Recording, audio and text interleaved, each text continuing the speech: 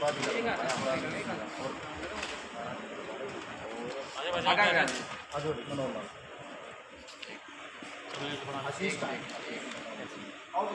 जी बोला एक बिल्कुल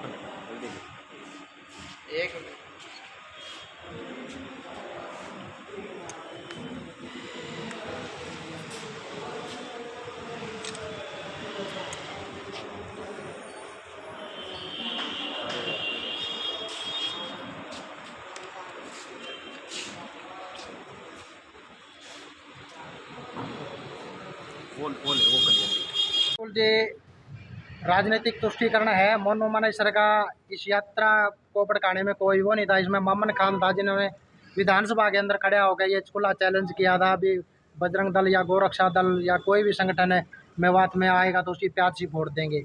और संविधान सभा है वहाँ पे हमें संविधान की शपथ लेकर उसके अपने पद ग्रहण करते हैं और वो ही विधानसभा में खड़े होकर संविधान का खुलेआम उल्लंघन कर रहा है। सरकार उसके खिलाफ कोई कार्रवाई नहीं करती जो खुलेआम विधानसभा के अंदर चैलेंज कर रहा है।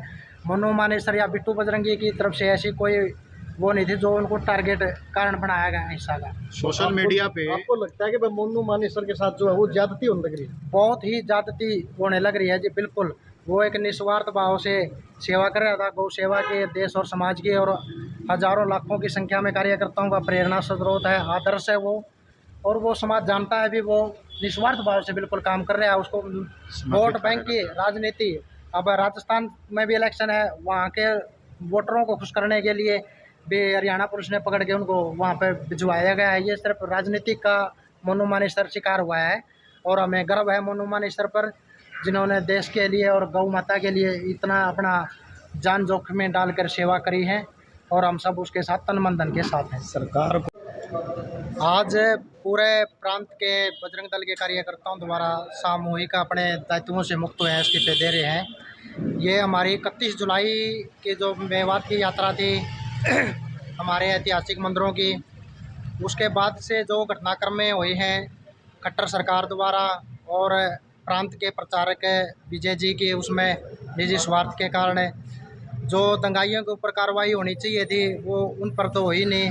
उनकी तरफ सरकार के हाथ कांपते हैं हाथ डालते हुए और हमारे ही सैकड़ों कार्यकर्ताओं के ऊपर मुकदमे दर्ज किए गए हैं और बहुत ही अमानवीय तरीके से उनके ऊपर अत्याचार टॉर्चर किए जा रहे हैं। और हमारे प्रांत के माननीय संगठन मंत्री प्रेम शंकर जी और भारत भूषण जी प्रांत संयोजक बजरंग दल के साथ प्रशासन के द्वारा 28 अगस्त को जो 31 जुलाई की हमारी यात्रा आतताइयों द्वारा विखंडित तो कर दी गई थी, उसको पुनः 28 अगस्त को बुलाया गया था हमारी यात्रा को।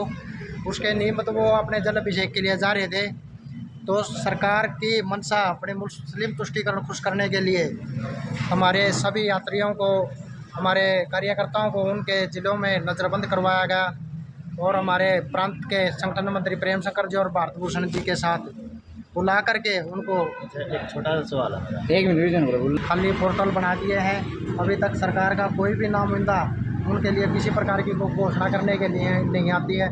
अगर कोई विशेष समुदाय का कोई घायल हो जाता है तो वहाँ पे विभिन्न पार्टियों का जमवाड़ा हो जाता है, कोई करोड़ों दे के आता है, कोई लाखों दे के आता है, नौकरियों के आश्वासन देता है। तो इस प्रकार का सरकार की तरफ से जो निस्वार्थ सेवा में लगे हुए हैं, समाज और प्रशासन के सहयोग के लिए काम कर रहे हैं बिल्कुल निस्वार्थ भाव से, तो ऐसे उनके सहयोग हौसला अफजाई करने के बजाय उनको दबाने का दमनकारी नीति अपना रही है सरकार। उससे स्तुभ होकर आज पूरा प्रांत अपने सामूहिक रूप से इस्तीफे दे रहा है। अपने हौसला अफजाई हमने संगठन से त्याग दिया है, धर्म के कार्य से त्याग नहीं दिया है। हम देश और धर्म की लड़ाई और समाज को जगाने का काम जागरूक रखेंगे, करते रहेंगे। इस संगठन के जो अच्छे काम था उनका क्रेडिट कहीं ना कहीं सरकार लेने लग रही थी और संगठन के जो स्वार्थी अधिकारी थे वो लेने लग रहे थे, तो हम उनसे अलग हो रहे हैं, कार्यों से अलग नहीं हो रहे। हम देश और धर्म समाज का कार्य में लगे रहेंगे निरंतर। ये हमारी खून में है, डीएनए में है सेवा हमारी। तो कौन सा दल? बजरंग दल के कार्यकर्ता थे और ये इस्तीफे देने की यही है जी, सरकार जो है बिल्कुल दमनकारी नीति पे आ गई है। जो उन्होंने आतंकियों दंगाइयों पर बनानी चाहिए थी उनकी तरफ तो जाते हुए हाथ कांपने लग रहे हैं। और जो गरीब निस्वार्थ भाव से ऐसे कार्यकर्ता हैं वो रोजगार नहीं होता, वो सिर्फ अपने भाव के कारण, सेवा के कारण वो लगे हुए हैं और ऐसे उनकी इसमें व्यक्तिगत स्वार्थ के कारण दुर्दशा हुई है संगठन की। हम सरकारों से नहीं डरते। संगठन का जो जन्म हुआ है वो राम मंदिर के समय में, उस टाइम तो इसको सरकार नहीं थी।